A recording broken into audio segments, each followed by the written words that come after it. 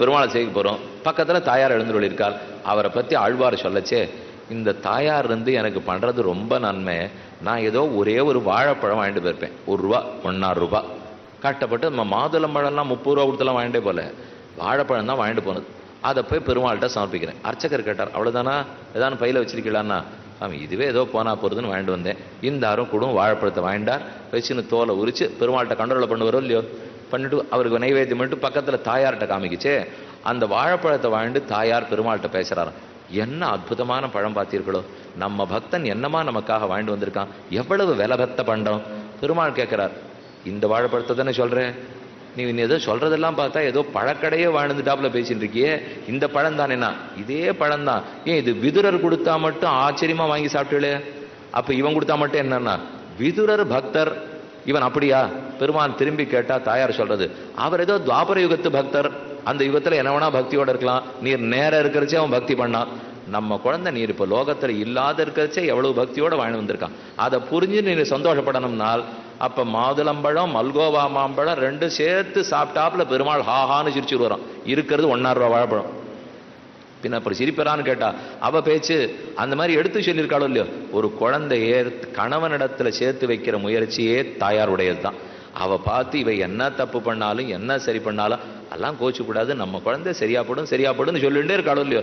அதை போல மகாலட்சுமி சன்னதிக்கு போனால் நாம என்ன துளி சமர்ப்பித்தாலும் அதை 1க்கு 10 பெருமாள்கிட்ட சொல்றா. வாழைப்பழத்தை ஏன் தெரியுமோ கொடுக்குறா, அதுலதான் சத்து அதிகம். விதுரர் கொடுத்தார், பழமா கீழே போட்டுட்டு தோலா கொடுத்துட்டு இருக்கார். அப்பவும் நாச்சியார் சொன்னது பத்தியா, ஏன் பழத்தை கீழே போடுறான்னு கோச்சக்கூடாது, வாழைப்பழத்துல தோல்ல தான் சத்து இருக்கும்னு தெரிஞ்சு கொடுத்துருக்கார் பாருங்க. என்ன பேசணும்னாலும் பேசலாம் இல்லையோ. எனக்கு ஒருத்தரை பிடிச்சிருக்குன்னு சொல்லிட்டா அவன் நல்லவன்னு ஸ்தாபிக்கணும்னா என்ன வேணா பண்ணலாம். நாம எத்தனை தீயவனா கலியுகத்துல போனாலும் தாயாருடைய ஒரே வேலை நல்லவன் தான், யாரும் பாப்பம் பண்ணவா இல்லை. உம்ம உள்ளத்திலேயே நினைச்சு விட்டீர்னா அவன் பாப்பம் எம்மாத்திரம் நிமிஷ போதுல போயிடாதா என்ன அவனுக்கு சொல்லி சொல்லி சொல்லியே அவர் அனுகிரகிக்க வச்சுடுறான்.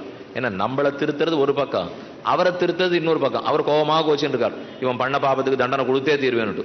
இவனை பார்த்து பாவம் பண்ணாதேன்னு சொன்னா இவன் கேட்கவே மாட்டேங்கிறான். அப்ப தாயாருக்கு தெரிஞ்சது ஒண்ணுதான், இவனை திருத்த முடியல, அவரை திருத்திடுவோம்.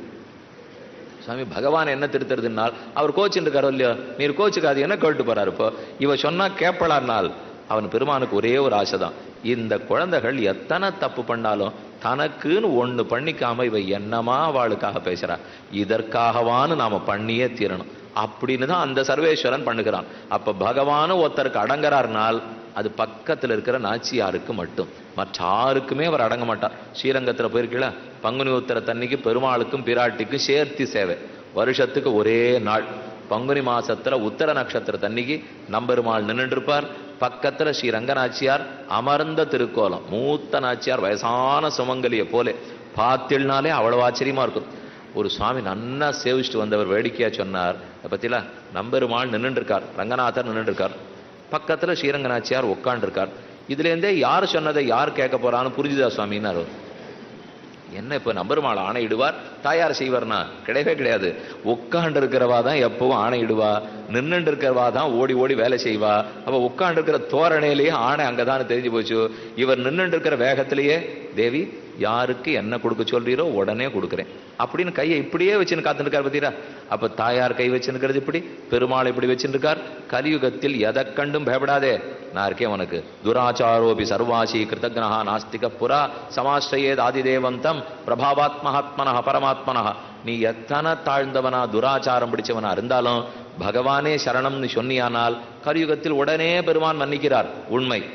அப்ப பாபங்களை கண்டு பயப்படாதேன்னு பெருமாள் இப்படி கை வச்சுருக்கார், நாச்சியார் கை வச்சுருக்காரு, தாயார் சன்னதி பண்ண அவரும் வச்சுருக்கார். அது எதுக்குன்னால் இப்படின்னு சொல்லிட்டு நின்றுட்டு இருக்காரே, அவரை பார்த்து நீ பயப்படாதே, நீ கவலைப்படாதே அப்படிங்கிறதுக்கு அவனுக்குறாளாம். இப்போ என்ன பாபங்களை கண்டு பயப்படாதேன்னு பெருமாள் சொல்றார், அவரையே பார்த்து பயந்து போயிடலாமோ இல்லையோ நம்ம. ஓ இவர் எங்கேயா நமக்கு தண்டனை கொடுத்தாருனால் அதுவும் துல்லியமா இவருக்கு கண்ணு தெரியும், இவருக்கு இருக்கிற ஞானத்துக்கு நான் பண்ண மொத்த பாபத்தையும் கணக்கு வச்சிருக்கார், என்ன பண்ணுவரோ நமக்கு பயமா இருக்குமோ இல்லையோ. கவலைப்படாதே, நீ ஒரு சின்ன துளசியை போடு, கொஞ்சம் தீர்த்தத்தை கொடு, பழத்தை கொடு, பூஜை பண்ணேன்னு சொல்லு, 2 நாமங்களை சொல்லு, உனக்கு என்ன வேணுமோ அவரை பண்றவரா நான் ஆக்கி தரேன். அப்படிங்கிறதுக்காக தாயார் கையில வச்சிருக்காளோ இல்லையோ, இந்த 2 பேருக்கும் இருக்கும்போது கலியுகத்தை பண்டு கவலைப்பட வேண்டிய தேவையே இல்லை. கலியும் கெடுங்கண்டுகொள்மேன் நலியும் நரகமும் நைந்த நமனுக்கிங் ஆதொன்னும் இல்லை. ஆக கலிகிருத்தமான தோஷங்கள் எல்லாம் சங்கீர்த்திதா விஷ்ணு, சங்கீர்த்தனத்தை ஏத்துண்டிருக்கிற பெருமான், தியாதா நினைவு கொண்ட பெருமான். நம்ம அடிக்கடி நினைக்கிற மொழியோ ஏதோ ஒரு விதத்திலே அது நடந்து போயிட்டு இருக்கு சேவோ, தூங்க போறச்சேவோ, ராத்திரி தூங்க போறதுக்கு முன்னாடி யோக காலம்னு பேர். எத்தையோ பார்த்துட்டு பயந்து போய் தூங்கிட்டு இருக்கோம். நீ குழந்தைகளா இருந்தா ஒரே துப்பாக்கி சூடு, குண்டு வெடிப்பு, இதைத்தான் பார்த்துடுறா. கையில இன்னைக்கு வச்சுருக்கா, தட்டின உடனே எல்லாம் அதுல குண்டு வெடிப்பா வருது, துப்பாக்கி சூடா வருது. அதுவும் என்னென்னமோ மாதிரி உருவங்கள்லாம் பெருசு பெருசா வருது. அதுல அது முகமெல்லாம் ஒரு மாதிரி இருக்கு, ஏதோ பெரிய பெரிய விலங்காட்டம் இருக்கு. கேட்டா இது ஒரு 40 லட்சம் வருஷத்துக்கு முன்னாடி இந்த மிருகம் தான் இருந்ததுன்றா. இதை போல இருக்கிற படத்தெல்லாம் பார்த்துட்டு தூங்கப்படுறது குழந்தைகள். அது ஏதோ கஜேந்திர மோட்ச கதை சொல்லியிருக்கோம், நரசிம்ம பெருமான் கதை சொல்லியிருக்கோம் தெரியும். இதை போல படுத்து தூங்கினா ராத்திரி கண்ட கண்ட கனவெல்லாம் வருது. நமக்கு அதெல்லாம் நம்ம பார்க்கறது இல்லை. ஆனால் நம்ம பார்க்கறது வேற இருக்கே. இப்போ நீங்கள் திரும்பி போன உடனே என்ன நடக்க போகிறது? இங்கேருந்து எல்லாத்தையும் கேட்டாச்சு. இப்போ கேட்டுட்டு வீட்டுக்கு போன உடனே 6:30 8:30 இங்கே, அதுக்கப்புறம் 9:30 என்னென்னமோ பார்த்தானுமோ இல்லையோ, 6:30 மணி இது தாண்டி அது தாண்டி அது தாண்டி எல்லாம் பார்த்து முடிக்கிறதுக்குள்ள அதெல்லாத்தையும் பார்த்துட்டு 11 மணிக்கு தூங்க போறச்சே. இந்த குழந்தை பார்த்த மிருகம் பாடே தேவலை. அதை விட மோசமா நிறைய விஷயத்த நம்ம பார்த்துருப்போம். இப்போ இல்லை சுவாமி, நன்னா நாடகம் நடந்தது. என்ன ஒத்தரை கொத்த கொல்றதும் வெட்டுறதும், அவா குடும்பத்தை இவா அழிக்கிறதும் இவா குடும்பத்தை அவா அழிக்கிறதும் ரொம்ப திருப்தியா ராத்திரி பார்த்துட்டு தூங்க போயிருந்தா நம்ம குடும்பம் ஒழுங்கா இருக்கணும். அது இருக்கணும்னா இப்ப யோக காலம், யோக காலம்ங்கிறது பகவத் தியானத்தோட தான் தூங்க போகணும். இப்ப கிருஷ்ண சேட்டிதமோ ராம சேட்டிதமோ வராக சேட்டிதமோ அதை போல அவர் செஞ்சதை நினைச்சுட்டே அந்த நினைவோட தூங்கிடணுங்கிறது. அப்ப தூங்குவதற்கு முன்னாடி பகவத் தியானத்தோட தூங்கணும். கலியுகத்துக்கு இது ரொம்பவே முக்கியம். அப்பனா புண்ணியோ துஸ்வப்பன நாசனகா சொல்ற மாதிரி நித்தியம் துஸ்வப்பனங்களை போக்குபவன் பகவான். அந்த கெட்ட கனவுகள் வராம திருப்தியா தூங்கணும். ஆழ்நிலை உறக்கம் வேணும். இந்த மேலோட்டமா தூங்கி தூங்கித்தான் புத்துணர்ச்சியே வர்றதில்லை நமக்கு. நன்னா தூங்கினோம்னா 4 மணி நாழி தூங்கினா கூட பளிச்சுன்னு எழுந்திருக்கலாம் கார்த்தால. இப்ப நம்ம 7 மணி நாழி தூங்கினாலும் ஒழுங்கா தூங்குறது இல்லை. எதோ தொல்லை, எதோ நனவு, அது இல்லாம இருக்கணும்னா தியாதா தியானத்தோட அவருடைய சிந்தனையோட தூங்க போனோம்னால் துஸ்வப்னங்கள் வராது. புத்துணர்ச்சி களைப்பத்தனையும் நீங்கியே போய்விடும். சங்கீர்த்தித்தோ தியாதா பூஜிதாதிருத்தோபிவா பூஜிதா பூஜை செய்ய வேண்டும். ஒரு நாளைக்கு ஒரு 15 நிமிஷமான ஒதுக்கி ஆணுப்போம். அது இப்போ 1 மணி நாய் பண்ணு 2 மணி நாய் பண்ணுலாம் தேடின்னு போக வேண்டாம்.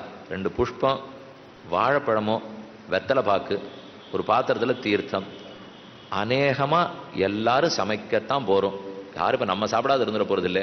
அதுக்கு ஒரு பிரசாதம், அன்னம் சோறு, பாயசம், சூப்பம், பருப்பு, இந்த 3 தான் சொல்லப்படுறது.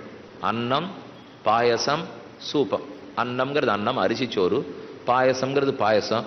சாமி இது என்ன, இது பெருமாள் ரொம்ப விலை பெற்ற பெருமாளாக இருப்பவருக்கு சொல்றவர் நித்தியப்படியெல்லாம் பாயசம் பண்ணால் இதெல்லாம் ஆகுமானால் அதுக்கு நீங்கள் அப்படியே முந்திரி பருப்பு திராட்சையெல்லாம் போட்டு பண்ணலாம்னு நான் சொல்லலை. இப்போ கடைசி பட்சம் ஏதோ இப்படி பாலை குத்தி 2 சக்கரையான ஒன்று ஒரு ரவையான போடலாமோ இல்லையோ, போட்டால் அவருக்கு பிடிக்கிறது. இனிப்புன்னு அர்த்தத்துக்காக சொல்கிறேன். இப்போ பாயசம்னு சொன்னால் ஏதோ ஒரு இனிப்பு, வாழ்க்கை இனிமையாக இருக்க வேண்டாமா, அதனால் அவருக்கு ஒரு இனிப்பு.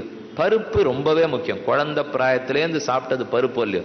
இந்த 3 முடியலையா, அன்னம் தயிர். கடைசி பட்சம் இந்த 2வது. சாமி நாங்களே தயிர் சாப்பிட்றதில்ல. தயிர்லாம் சாப்பிட்டா கொழுப்பு சக்தி கூடிப்படுமா, அதெல்லாம் பாயசம் சாப்பிட்டா சக்கரை கூடிப்படும்னா இதெல்லாம் உங்களுக்கு தானே கூடும், அவருக்கு கூடாதோ இல்லையோ. இப்போ நான் சொல்லிட்டு இருக்கிறதுல இப்போ அவருக்கு தான் சமர்ப்பிங்கன்னு தவிர நம்ம சாப்பிடணும்னு சொல்லலை. சாமி அவருக்கு கொடுத்துட்டு நம்ம சாப்பிட வேண்டாமானால் வேணும். சர்க்கரை இல்லாத வாழ்க்கை அதை கொடுத்துருங்கோ, சர்க்கரை இருக்கிறவா பிரசாதத்தை மட்டும் எடுத்துங்கோ. நன்னா பருப்பு சாப்பிடலாமோ இல்லையோ, அதை எடுத்துக்கணும். அப்போ தினப்படி பூஜையின் போது புஷ்பம் சமர்ப்பித்தல், பழம் சமர்ப்பித்தல், அன்னம் பிரசாதம் சமர்ப்பித்தல், இது பண்ணா பெருமாள் ரொம்ப துஷ்டி ஏற்படுறதாம். அவர் நிறைய சந்தோஷப்படுறார். இது என்ன கஷ்டம் இப்ப கலியுகத்தில்? பழத்தை கொடுக்கலாமோ இல்லையோ. சாமி நம்ம ஊரை விட்டு ஊர் போறோம், அடிக்கடி பிரயாணம் இருந்துட்டே இருக்கு. அப்ப அந்த வீட்டில் இருக்கிற விக்கிரகத்துக்கு ஒன்றும் பூஜையெல்லாம் பண்ண முடியல, சமர்ப்பிக்க முடியலன்னா ஆகமத்தில் வழி சொல்லியிருக்கா. வீட்டில் பூஜைன்னாலே இப்போ நம்ம வீட்டில் வச்சுருக்கோம், அதுக்கு 2 வழி இருக்குது. வீட்டை விட்டு வெளியில் போகிறோம், அப்போ எப்படி பூஜை பண்ணுறது? எப்படி பெருமாளுக்கு ஆகாரம் படைக்கிறதுனால், ஒன்றும் இப்போ நித்தியம் நம்ம உறவுக்காரா யார் பூஜை பண்ணிட்டு இருக்காளோ அவள் வீட்டில் கொண்டு போய் வச்சுட்டு போயிடலாம். அது ஒரு வழி. இப்போ அப்படின்னு அவள் ஒத்துக்கணும். நாங்களே பண்ணுறது இல்லைன்னா அங்கே கொண்டு வச்சுடாதீங்க, ஏன் நம்மளே தேவையில்லை. இப்போ அதை விட அவள் மோசம்னா கொண்டு போய் வைக்கக்கூடாது. அப்போ வைக்கிற இடத்துல அவள் கொஞ்சம் பார்த்துக்கணும், பரிவோடு பார்த்துக்கணும். வீட்டில் பெருமான் கண்ணன் இருக்கார், ஆராதனை பண்ணுறேன்னா மற்ற எல்லாத்த விட பரிவு முக்கியம். தண்ணீர் எடுத்தேன், தடால்னு தலையில கொட்டினேன். தூபத்தை எடுத்தேன், அவர் தலையிலேயே தணலை போட்டுட்டேன். தீபத்தை காட்டினுட்டு கிட்டக்க போய் எங்கேயான முகத்துல பிடிச்சுனுட்டு மோன்னு கிட்ட காட்டினேன். இதெல்லாம் பண்ணவே கூடாது. நம்ம ஒரு தீப ஆரத்தி காட்டுறோம்னா ஒரு அடி தள்ளி இருக்கணும். ஒரு குழந்தைய அந்த கிட்ட கொண்டு போகுமா? எவ்வளவு ஜாகிரதையா குளிப்பாட்டுறோம், எவ்வளவு பார்த்து பார்த்து அதுக்கு தூபம் தீபம் எல்லாம் காட்டுறோம். சோறு ஊட்டும் போது ஆன்னு திறந்த மொத்தமா எடுத்து வாயிலியா போடுறோம். அப்படிலாம் பண்ணக்கூடாது. அடுப்புல ஆகிண்டே இருக்கும். அந்த கொதிக்கிற சாதத்தை நேர கொண்டு போய் பெருமாளுக்கு முன்னாடி நைவேத்தியத்துக்கு வைப்பா. கேட்டா அக்னியை படைச்சவர் அவர் தானேன்னுவா.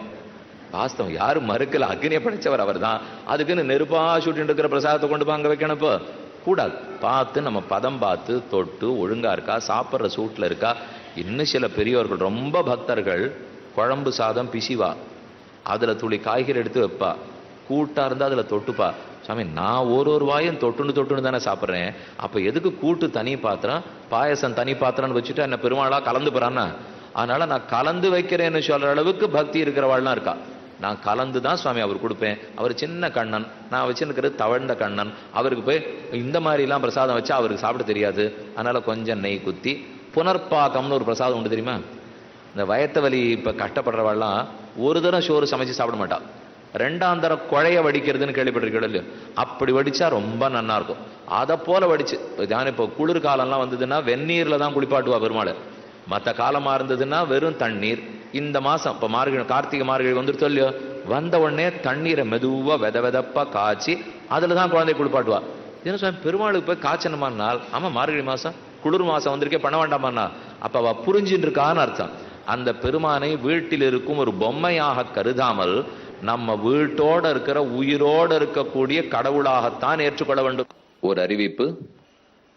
மார்கழி மாதம் முழுவதும் நடந்து